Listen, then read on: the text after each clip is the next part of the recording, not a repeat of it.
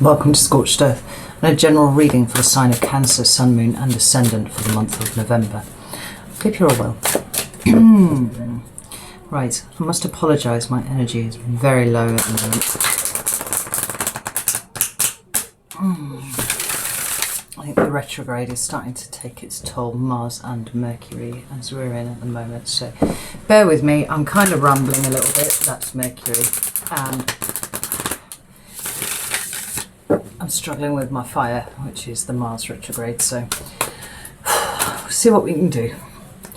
So let's get 3 cards for Cancer, please. There's the first one. We've got the Chariot. There's you, straight off the bat. Love it. Right.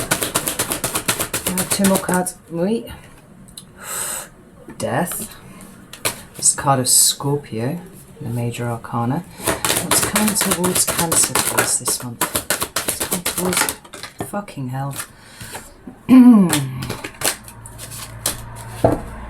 Try that one again. I'm going to shut the window in a minute when the cauldron's finished burning so much. It's coming towards Cancer, please.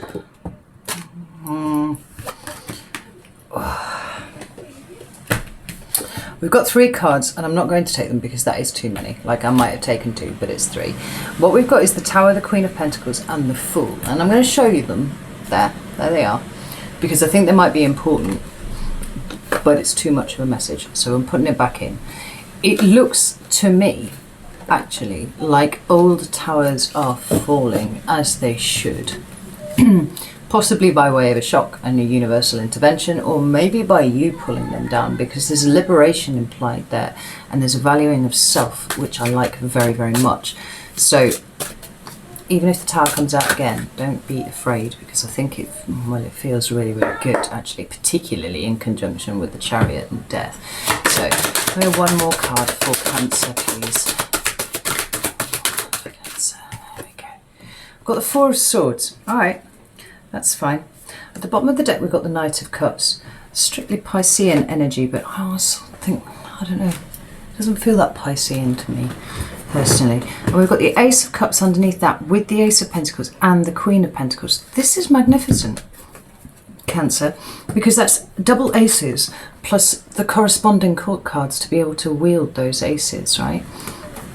Ace of Cups and the Knight of Cups and the Queen of Pentacles and the Ace of Pentacles. That is a new start in lots of different ways, right? We're going to get into it a little bit more once I've got some clarifiers. Excuse me. Because I think that will become more... Yeah, I thought it was you. That's interesting. I haven't used you in a while. So we're going to go with the Triple Goddess. Just give it a quick shuffle.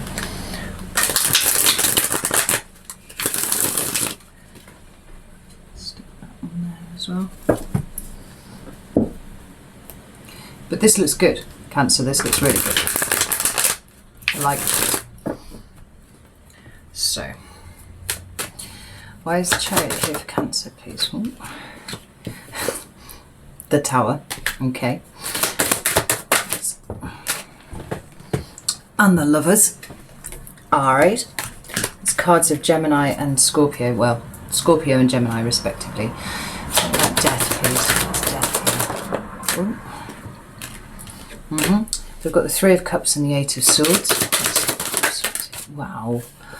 Oh. Okay, right. We have a further ace at the bottom of the deck, Cancer. This time the Ace of Swords, followed by the Devil. This is magnificent. I love this for you. This is the first reading I've done today where I've actually felt really genuinely excited by what I've seen. And the message is really clear as well, which is fascinating. So, I feel like, to explain, the shadow cards are actually the theme for the reading, right? It's an energy that kind of permeates right the way through it, and so to that end I try and interpret everything that I see in light of the cards that have appeared at the bottom of the deck. For you, like I said, we've got this Capricorn energy here with the Devil and we've got the Sword. But for you, I feel like it is you truly getting an insight into what it is that you have been afraid of, right? That I feel really, really strongly. And in that acknowledgement, you know, first in the realization, but in the acknowledgement of that thing, that's how it loses its power. over you, right? That's really, really important. So let's get on with the main cards here. You've got doubling up of cards everywhere, and there's a lot of major arcana here. November, shut that window a bit. November is going to be a pivotal month for you, Cancer, and in the best possible way, although it may not feel like it as it's happening, right? I just want to preface it with that. But if you do nothing else this month, exercising trust that there is something working its way toward you, a good thing working its way toward you, it will take you a long way, I think, right? So the first card that we've got is the Chariot, and that is for me a card of Cancer. I know other people say it's Pisces, but like I just really can't get behind that for me personally, right? It's Cancer. And this is a card that has, like all the cards, lots and lots of meanings, right? It talks about, on quite a deep level, it talks about, you know, polarities and dualities, and the need to be able to tame those two sides of yourself in order to, you know, move forwards victoriously, right? And so specifically to that end, we're talking about the shadow and the consciousness, right? For me, the Charioteer forms that point of integration between the two. Right, so it's a card that speaks to me of shadow work, and to that end it can be sometimes difficult, right? You could have been having a fairly difficult time of late. There have been things coming to the surface that you were not entirely comfortable with, and that's kind of your signpost, right?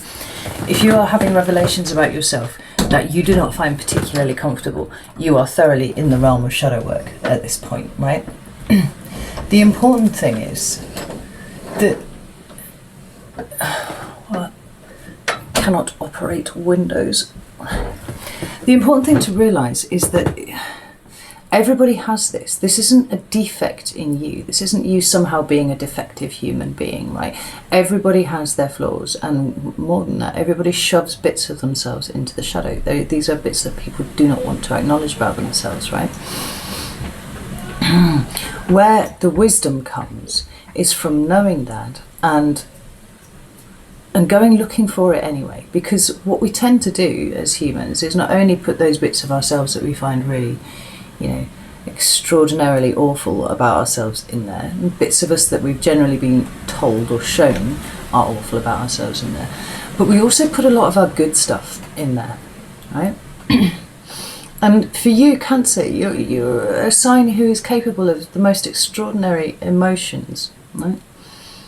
A feeling of emotion and a native kind of intuitive understanding of emotion, and yet somehow you manage to clamp straight up with things. You know, you come at emotions sideways because the notion of rejection is really, really painful for you, but it's painful for you because you feel emotions so deeply, right?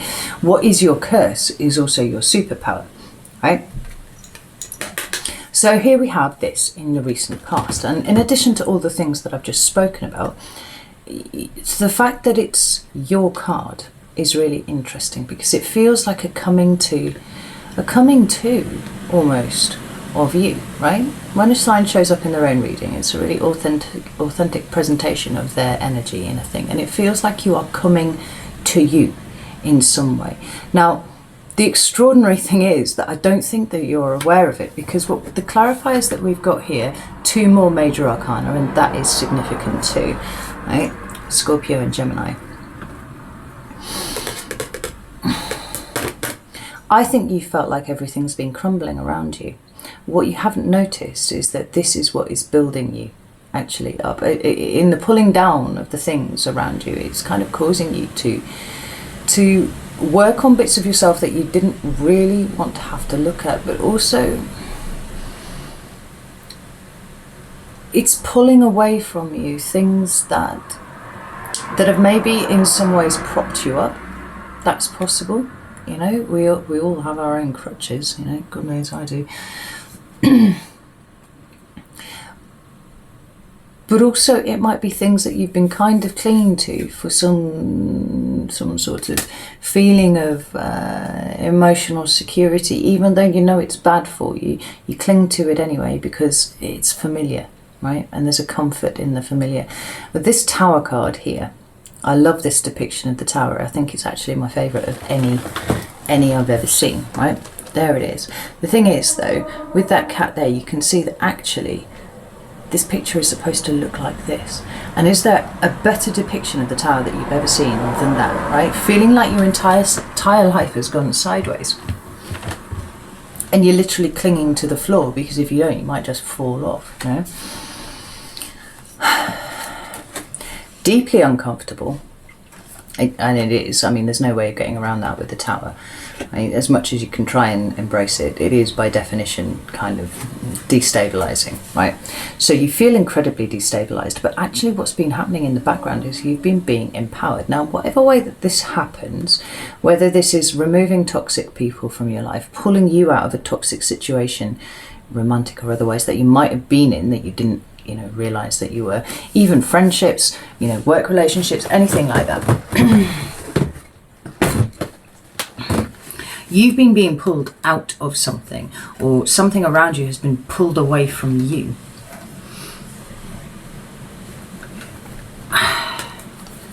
And it's been building you up in the background because it's pointing you towards the fact that actually you are in charge of your own destiny, right?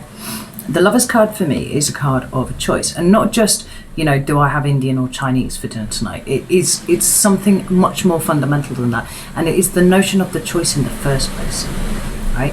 We're talking about big life choices, big manifestation, which you are in charge of, but it's the understanding that you are in charge of it that is indicated to me by this card, right? So in order to get you to the point where you see that, all of the little emotional crutches, all of the things that you have used to keep yourself propped up, they need to go, because you're not standing, you haven't been standing in your own power, right? Now, whatever way it takes you to get through this is fine. So if that means you need to take your meds, that's fine. If it means you need to sort your diet out, that's fine. You know, if you need to do a little less work, then that's fine too. You know, all of these things are fine. Nothing is the end of the world. And if stuff is kind of being swept out of your way in a big tower moment kind of way at the moment, like, these are things that are not meant to stay, right? But they are serving a purpose. Now for you, last month, did we not talk about there being something that you were waiting for confirmation of? Like, your intuition knew that this was a thing, but you were waiting for kind of evidence of it being the case. Now, from the looksy of this, whatever it is that you were waiting for arrived, right? That which your intuition already knew. So from that already, you should be taking on board the fact that that your intuition knows better than you do, or certainly that your thinking brain does anyway, because it saw this coming, right? Now, for you, the important thing is trying to work out why it was that you needed concrete proof, concrete evidence that you could not move away from before you made the decision that presumably you have to either allow this thing to go or to walk away from it. Before you did that, right? Is it because you don't trust yourself? Is it because you were actually just kind of hoping that you were wrong, right? Or your intuition was wrong, you know? And if it was, why was it so important for you to cling to that thing in the first place, right? Because when we cling on to things, and for you, I've got that kind of visual of like just some sort of little crab like clinging desperately onto something that's flailing around wildly, right? Why did you need to cling to that? Because when we cling to things, it's because we're afraid that they're going to go. But if they're going to go, they're going to go. And if you invest so much of yourself into something that you're not prepared to allow that thing to go when it's time for it to leave, then usually it's because you're trying to fill a hole in yourself somewhere with something external to you, right? And what is that thing? I think these are conversations that you're starting to have with yourself now, Cancer, and that is progress, right? That's huge. That is undoubtedly growth. So, moving on to your current energy, what we've got is death, and this is awesome, right? It's card of Cancer, card of Scorpio, and we are in Scorpio season at the moment. We are also in Mercury retrograde in Scorpio too. So, the Scorpio energy is all about really deep diving, right? It's often called a kind of like dark detective energy. It's about going really, really deep into the dark recesses of who you are and kind of pulling things out that you didn't even know were there, right? For one reason and one reason only, and that is transformation, right? There's a reason why this is a tarot reader's favourite card, and I think it's like 97% of surveyed tarot readers picked this one as their favourite card. I think it was like 40,000 tarot readers they asked. Yeah, it was the Tarot Association. 97% of them said the Death card. It doesn't speak of death exactly, although it can. It talks about transformation and changing of state. Now, you know, there is no greater changing of state than of alive to dead. So I have to say that. But it doesn't feel like it's a physical death to me. This feels like an absolute transformation of you. It's a release, it's a liberation of that which has kept you trapped. And what has kept you trapped is not the circumstances that you found yourself in, but your absolute refusal to deal with those circumstances on the level at which they are affecting you or have been affecting you. Because the thing with the Eight of Swords is, yes, it speaks to restriction, yes, it speaks to being trapped, but it's swords, right? So it's all up here. Part of this card also speaks to wanting to be saved by other people, right? Is this part of what you've realised, right?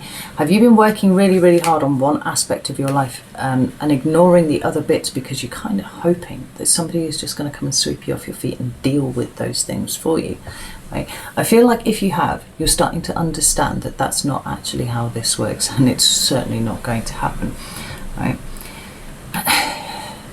This transformational energy for you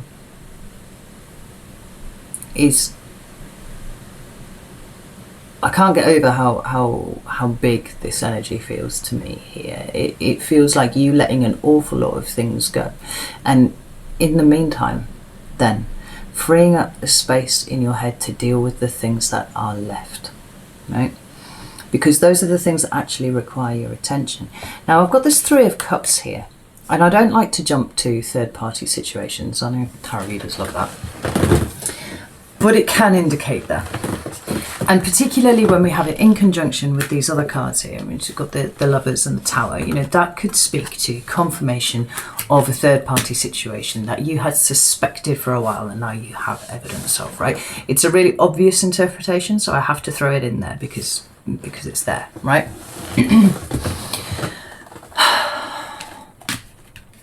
But it speaks to me about emotional support networks. And so to continue on in the vein that we were in before, it feels like you see where you have not reached out for help where you could, or where that emotional support network is there for you, and you are truly understanding now the extent of it, right? And there's something in that emotional support that is allowing you to transform and see where it is that you've been trapped. You know, we're talking about friends holding space for you, whether it's because you need to vent or cry or whatever, you know, or even just helping with practical things, just checking in on you to see how you are, right? However it applies, and I feel like for the most part this is the interpretation that's more likely than t'other. Let me back the Three of Cups, please. Oh. Yeah. Let me back the three. Oh. Yeah. So we have the Three of Cups at the bottom of this deck now as well. And I'm taking that as confirmation for that which I just thought as I saw the clarifying cards come out, which is that this is about the friends that have held space for you, right? They have supported you in whatever way that they can, and like probably not as much as they would want to, but they've been there for you while you have been in a period of destabilized kind of energy, right?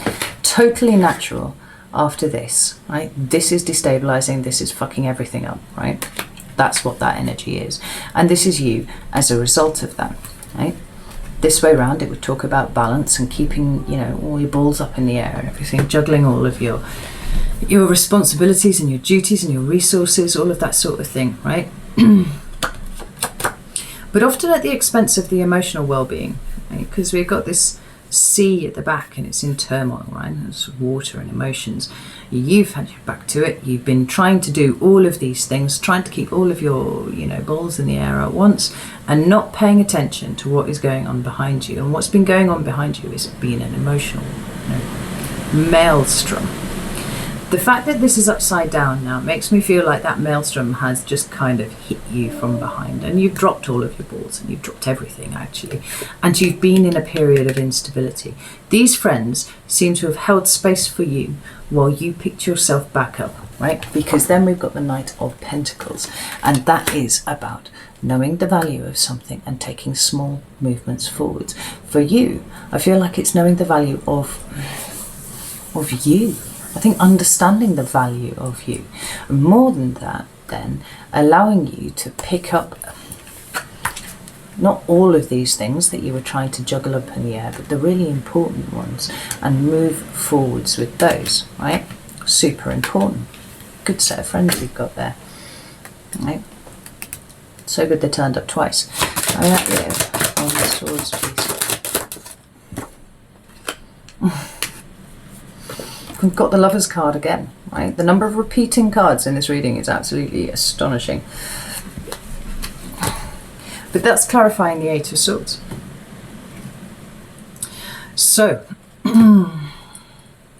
what's transforming, in addition to, your period of instability and being unable to keep all your balls in the air, right? Which you are now, you picked up your one ball and you're like, right, I'm headed in this direction.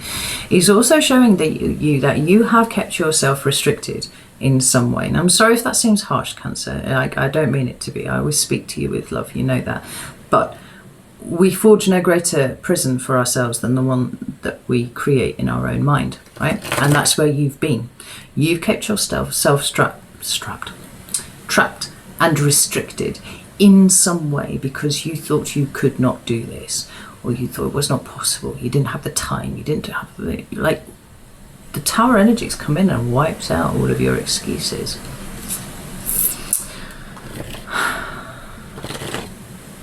All of the things that you've been frightened of facing, it looks like they're here for you, Cancer. And the wonderful thing about this is that it will enable you to transform as a result of it, because once you realize what it is that holds you back, it tends to lose its power, right? So where it is that you want to make big changes in your life, you can do that. You always could do that. You just didn't realize that you could do that, right? So moving forwards, what's coming towards you in November is the Four of Swords. And this is interesting because this is my meditation card, right? It's about retreat in some way or another, right? Retreating into yourself, possibly, retreating from the wider world. I don't think you're retreating from this group of friends, this emotional support network, because they've been there so strongly for you through the worst of it. But just certainly pulling back in some regard, right? In order to heal. That's the important thing. It's like the shock and the horror has all worn off and the processing has begun, right? Taking a step back, detaching from the situation just a little bit, allowing that healing to occur. Because, the Three of Swords, three swords up on the wall there, right? That is heartbreak. And what we've got here, what the crow is lying on there, is an Ace of Swords, right? It feels like you're moving into processing mode now. And that's really powerful, because once you've processed this, it can't trigger you again. You can't fall into the same trap as you did before, because you're older and you're wiser, and all of that experience is there in your head. This too is clarified by two major arcana cards, and we've got the Hierophant and Death again, right? Taurus and Scorpio respectively. Now it could be that you're dealing with a Taurus or a Scorpio, but I'm not sure, right? It feels more like it's you.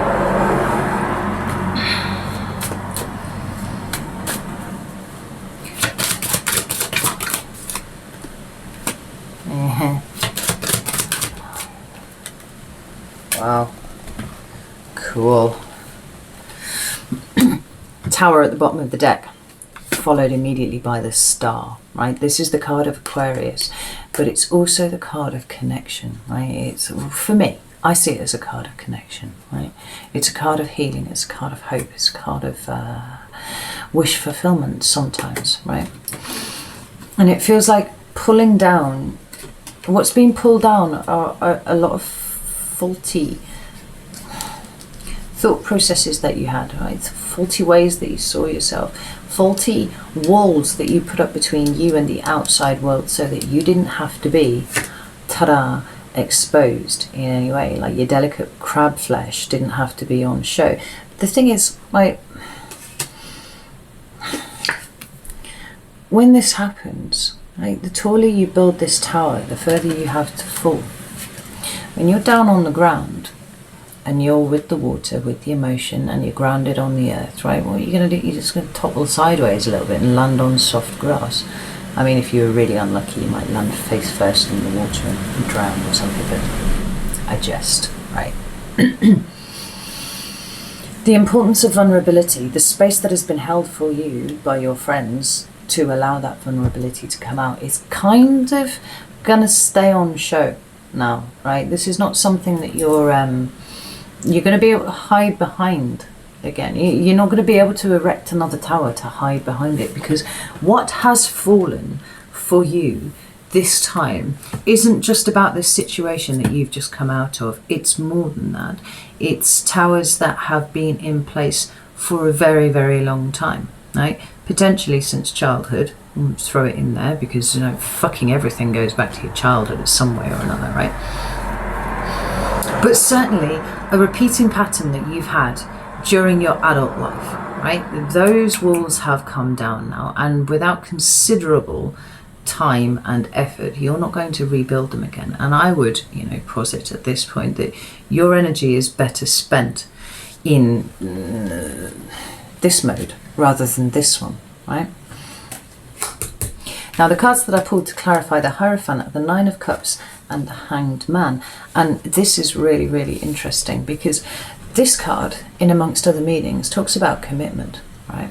And I think what it is that you are in contemplation of in the month of November, right, what it is that you've pulled back to consider, is why it is that you have to commit to somebody else so very fucking strongly, right? Why all of your wishes, what makes you happy, are about other people. Because then we've got the Hanged Man, card of Pisces.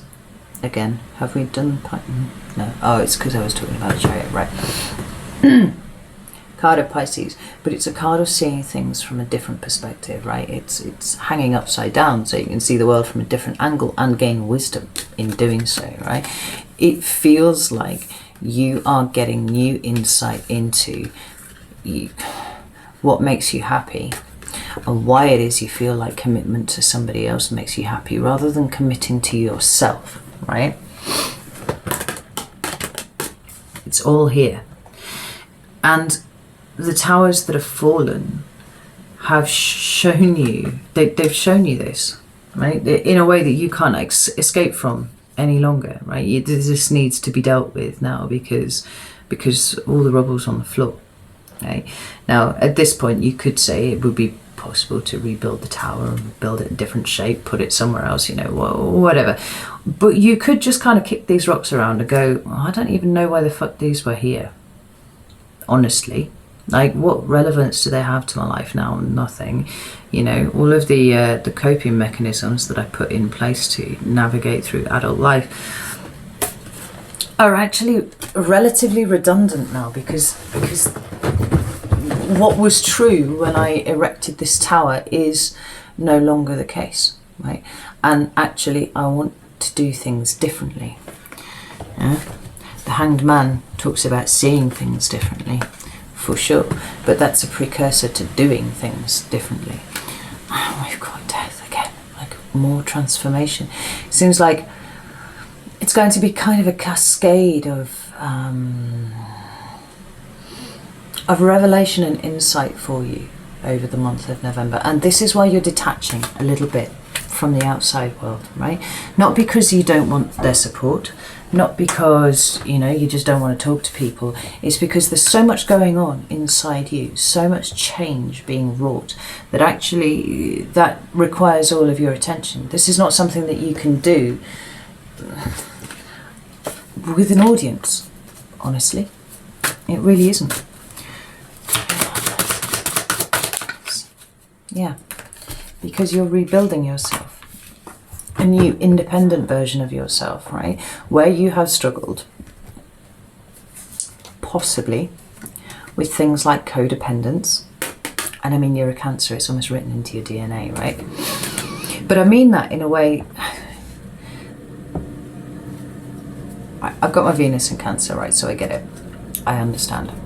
There's a certain propensity towards service, towards people pleasing, to putting, you know, someone else first all of the time, right? That kind of thing, which almost necessarily, by definition, falls at some point into codependence, right? It is what it is.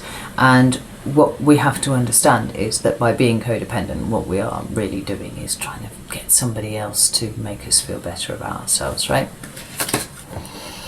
It feels to me like the transformation that you are undergoing here now is about losing that codependence altogether, right? It's about standing up straight and tall all by yourself and going, I don't actually need anybody else, right?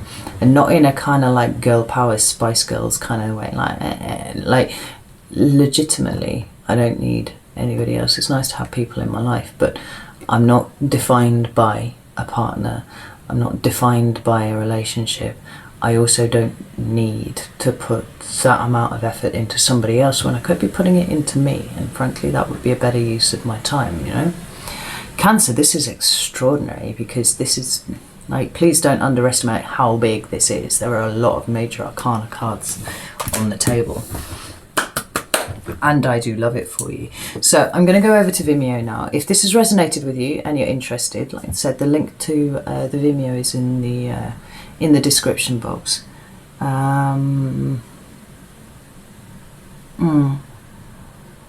But if not, no shade. That's all cool, and I'll see you mid-November for the mid-month readings. All right, love you all. Take care.